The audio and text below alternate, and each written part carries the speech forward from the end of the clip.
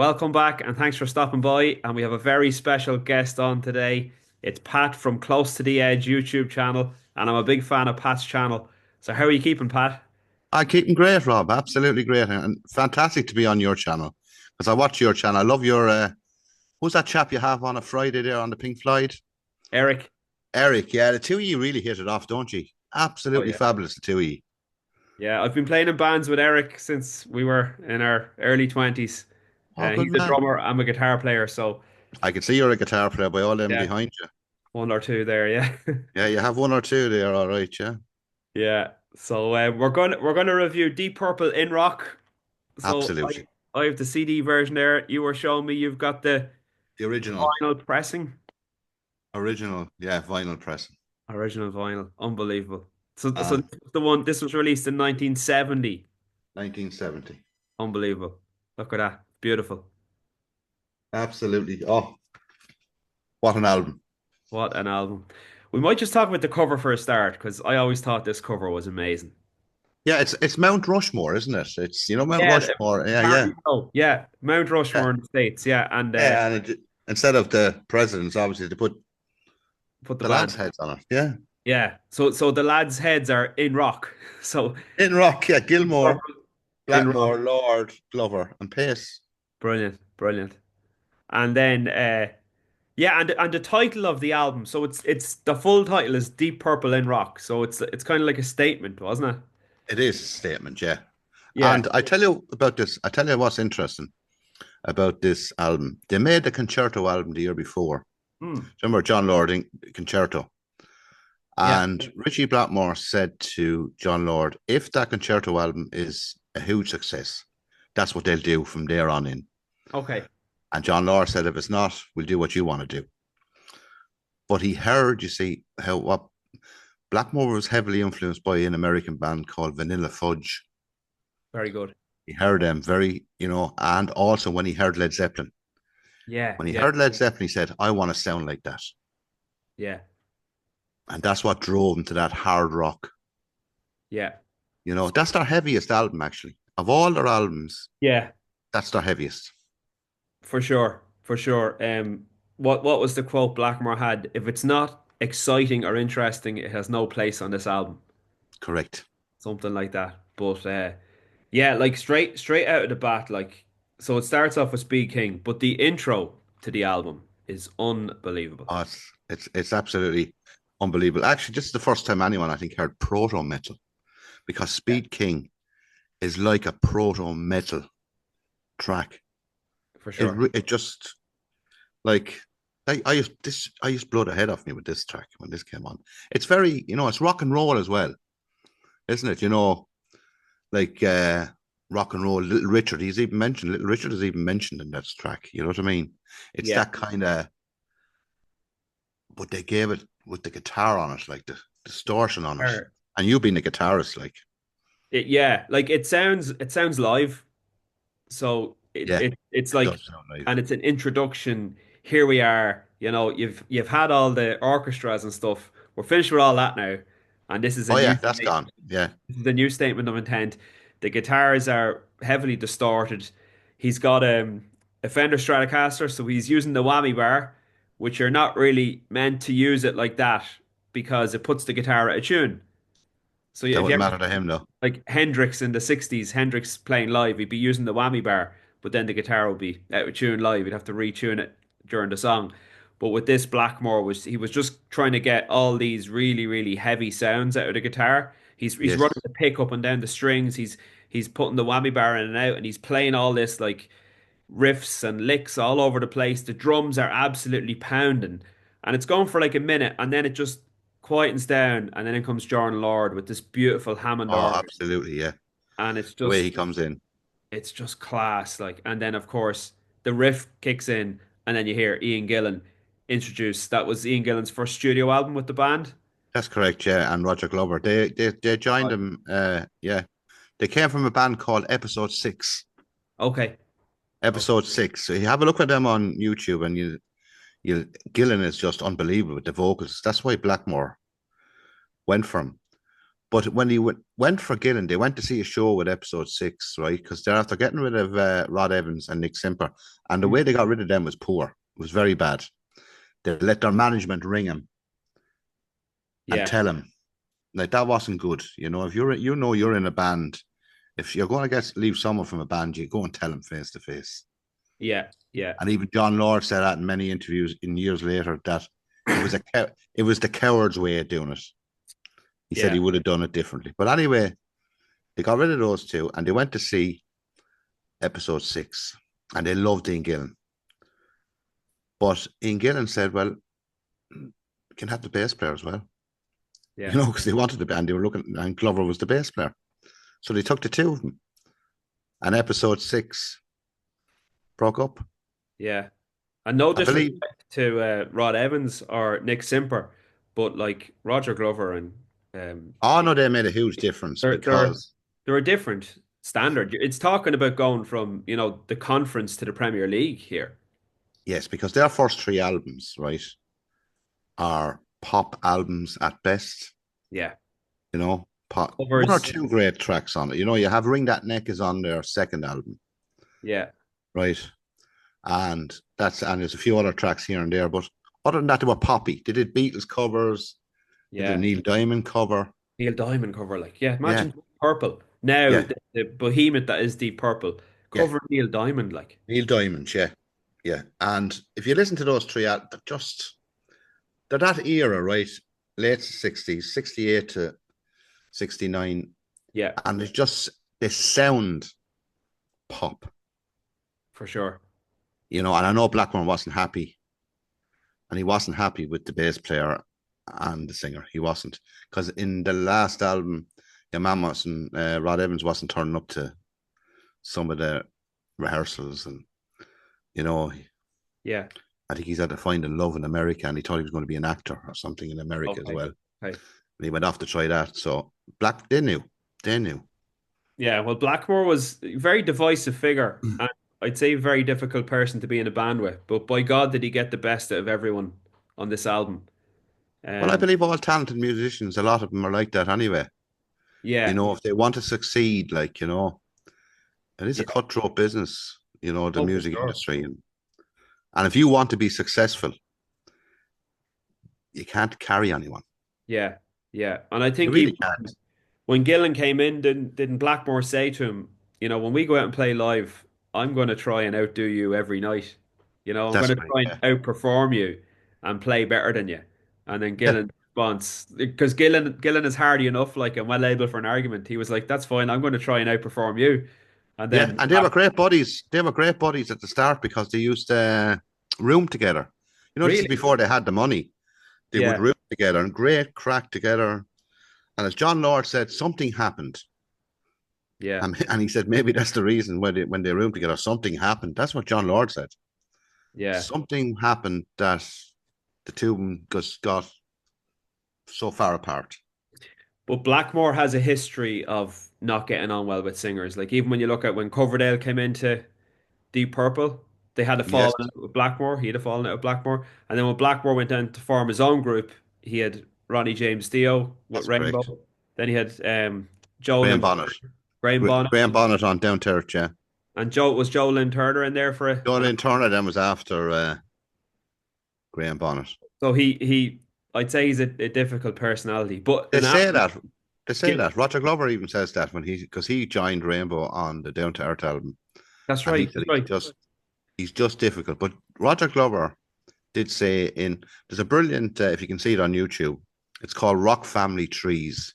John Peel narrates it, and it's about Deep Purple, and it's family tree, and it's Yeah. absolutely brilliant. I have the video. I videoed it years ago on BBC, and I still have the video. But that's actually gives you an insight up to around. I think it was brought out around 95. This was after Blackmore left, for the last time, Yeah. Yeah. and never to return. Obviously, Steve Morse took over, and it's a very interesting video. It gives you more of an insight. And Glover did say, he said he doesn't know what it is about Blackmore, but he thinks, like he said, if there is a God, right, Yeah. pointed to this man and gave him all the talent in the world. Yeah.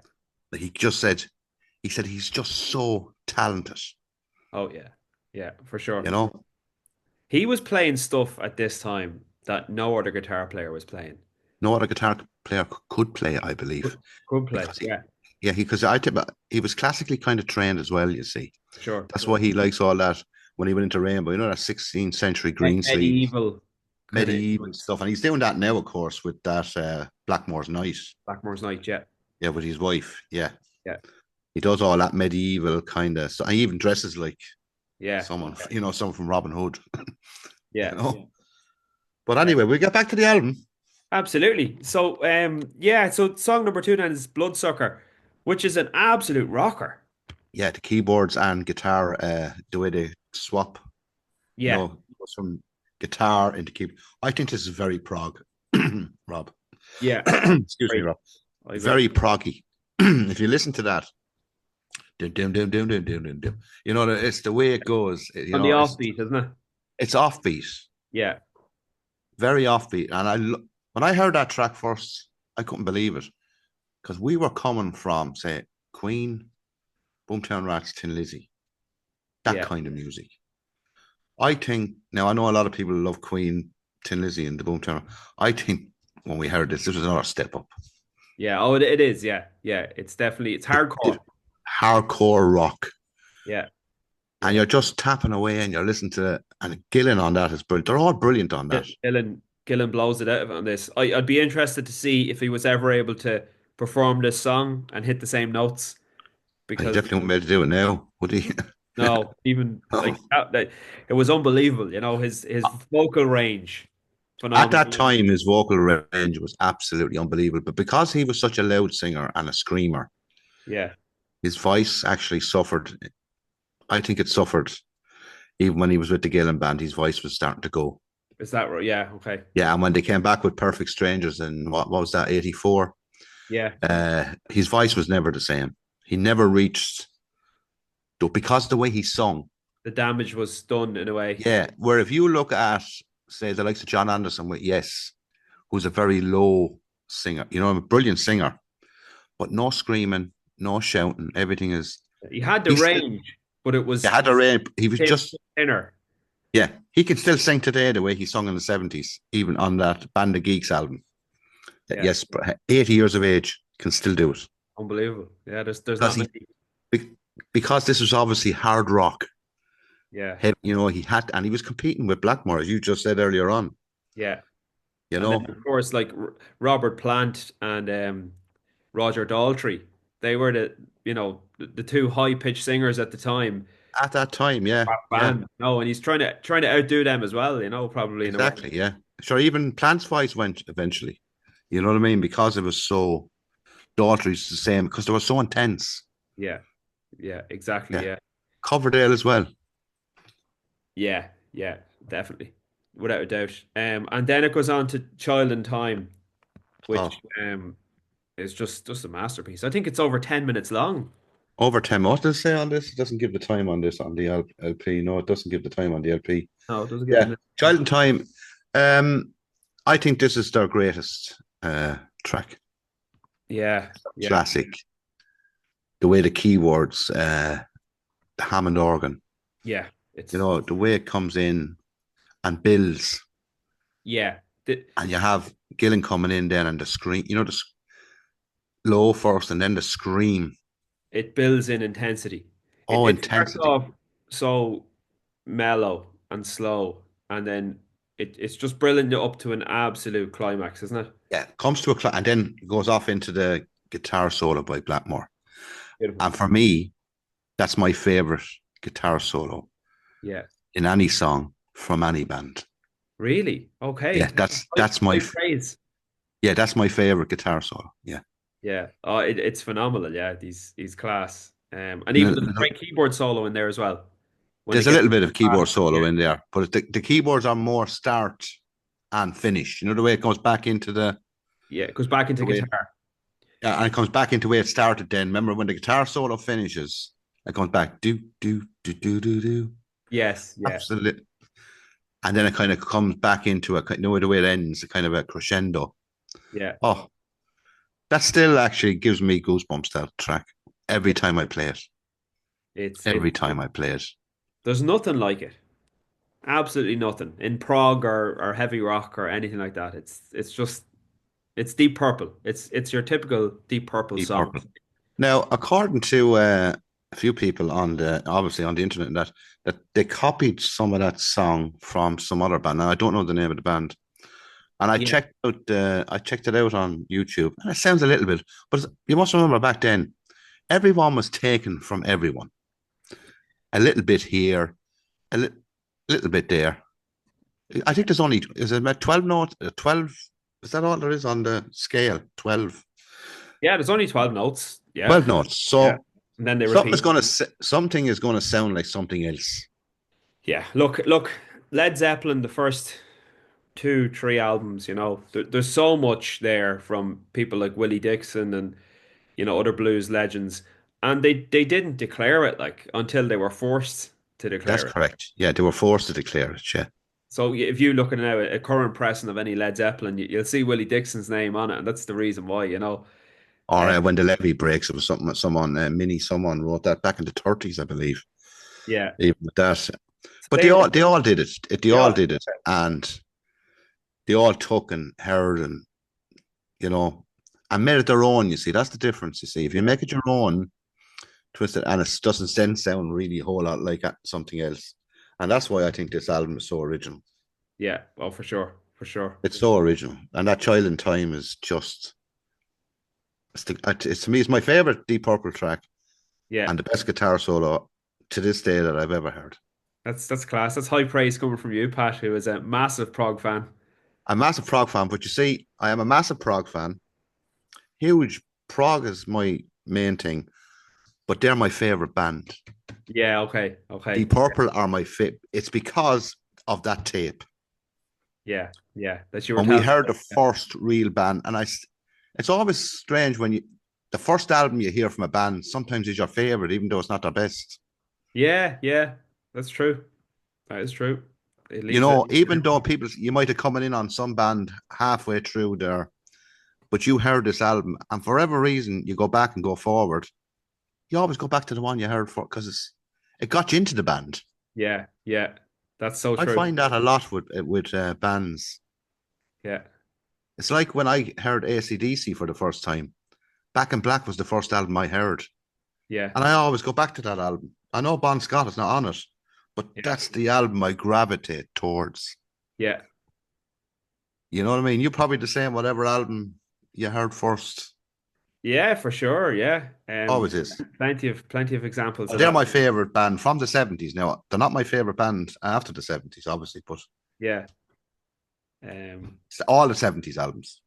yeah. I always loved Deep Purple. Really got into them when I was about 15, 16, starting to learn guitar. First riff I learned was Smoke on the Water because I think everyone does, do they? Yeah. it was in there somewhere, and I was like, right, well, let's try and so with one string, trying to learn that little riff. But then as I was getting a bit older, then I got the best of Deep Purple, probably when I was about 17. And then I was listening and I couldn't believe like what they had two singers. They had Gillan's era and then they had Coverdale's era.